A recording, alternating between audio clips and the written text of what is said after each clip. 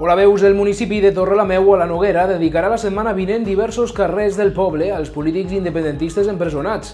A més, la plaça de l'Església es convertirà en la plaça dels exiliats en homenatge als polítics que es troben a l'estranger.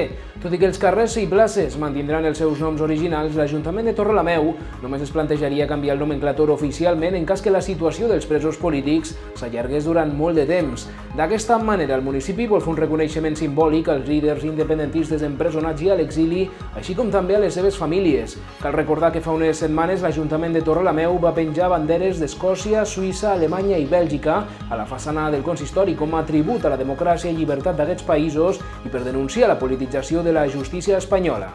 És tot, gràcies per la vostra atenció. Més notícies a les xarxes socials de La Veu de Lleida. Fins aviat!